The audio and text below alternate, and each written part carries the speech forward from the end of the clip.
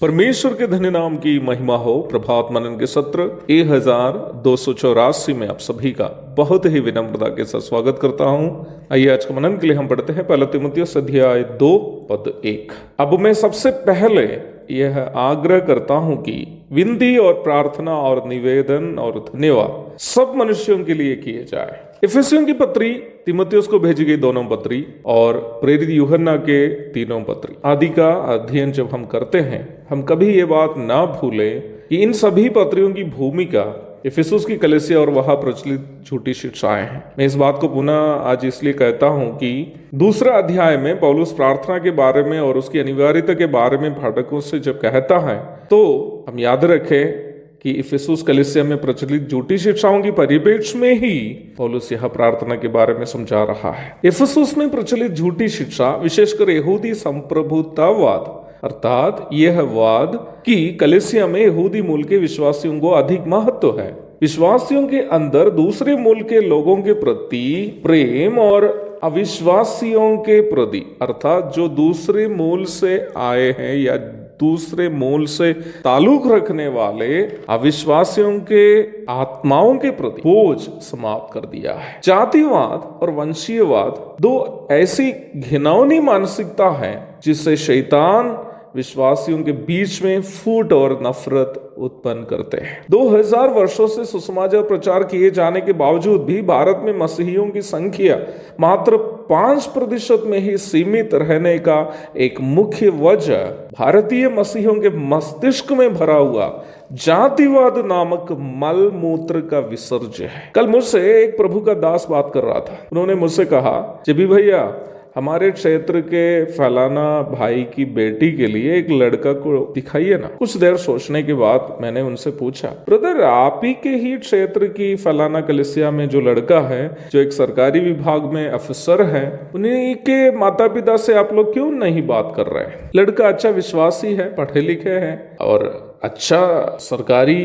पद में ही भी है, अच्छी सरकारी नौकरी कर रहा है, उनसे बात करके देखिए ना। उस समय उस प्रभु के दास ने मुझसे कहा, भैया मैं उन्हीं की बात लड़की के बाप से किया था, लेकिन उनको उस लड़का पसंद नहीं है। मुझे बड़ा आश्चर्य लगा, इतना योग्य लड़का को लड़की का बाप क्यों इनकार कर रहा है? मैंने पूछा क्यों लो इनकार किया?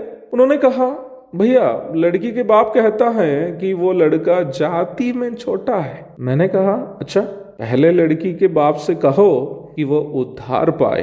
वो लड़का यीशु मसीह को ग्रहण किया, परमेश्वर की संतान है, जीवन की पुस्तक में उनका नाम है, परमेश्वर की नजर में वो पवित्र है। यदि लड़की के बाप को वो नीचा दिखता है तो इसलिए है कि उनका उद्धार नहीं हुआ है। मैंने उनसे कहा, यदि उस लड़की का जीवन भर भी शादी नहीं होती हो तब भी मुझसे उसकी शादी के लिए प्रार्थना करने के लिए नहीं कहना। मेरा कहना यह भी नहीं है प्यारों की शादी की बात जब की जाती है तो शारीरिक योग्यताएं, शैक्षिक योग्यताएं या पारिवारिक भूमिकाएं या सांस्कृतिक भूमिकाएं आदि नहीं देखनी चाहिए। मेरा कहना वो नहीं है। उदाहरण के लिए मैं समझाना चाहता हूँ, 6 फुट लंबी मोटी तगड़ी एक लड़की को 4 फुट लंबा एक लड़का शादी करना शोभा नहीं देता। MBBS की पढ़ाई की गई एक डॉक्टर लड़की को मैट्रिक पास लड़का शादी करने पर उनके पारिवारिक जीवन उतना आसान नहीं होगा। बहुत अधिक धनी घर की एक लड़की को एक झोपड़ी में हम शादी करके भेज नहीं पाएंगे।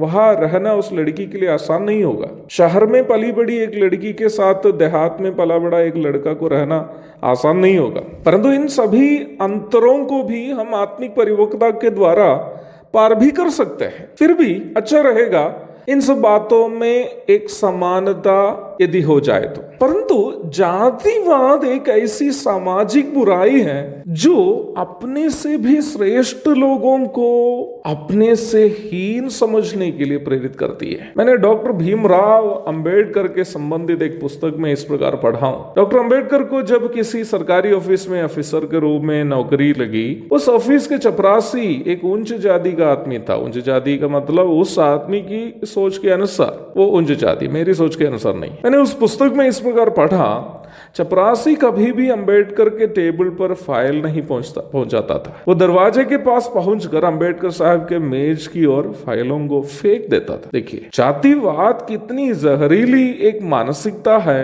अंबेडकर जैसे एक महापुरुष को भी केवल जाति से प्रदूषित मानसिकता के कारण उस चपरासी अपने से नीच समझने लगा। मुझे सुनने वाले प्रिय भाई बहनों, यीशु मसीह के प्रेम से यदि आप वास्तव में आकर्षित हुए हैं, आपके अंदर में यीशु मसीह का प्रेम वास करता हो, तो इस प्रकार की बुराइयों को पूर्ण रूप में आपको आपके मस्तिष्क से निकालना होगा। प्रारंभ में पढ़ी गई पद में इफिसुस की कलीसिया के सदस्यों से जो अंशीयवाद के चपेट में आकर दूसरों के लिए प्रार्थना करनी भूल गए थे, पौलुस कह रहा है, अब मैं सबसे पहले ये आग्रह करता हूं कि विनती और प्रार्थना और निवेदन और धन्यवाद सब मनुष्यों के लिए किए जाए। अगर हमारे अंदर वास्तव में दूसरों के प्रति प्रेम होगा, तभी दूसरों की आत्माओं का बोझ हमारे अंदर होगा, तभी हम दूसरों के लिए सही में बोझ के साथ प्रार्थना कर सकते हैं। पौलुस कह रहा है, अब मैं सबसे पहले ये आग्रह करता हूं कि विनती और प्रार्थना और निवेदन और धन्यवाद सब मनुष्यों के लिए किए जाए। एक और शुभ दिन की धन्य कामनाओं के साथ आज का मनन का मैं यहाँ पूर्ण विराम करता हूँ। प्रभु आप सबको आशीष दे। आमीन।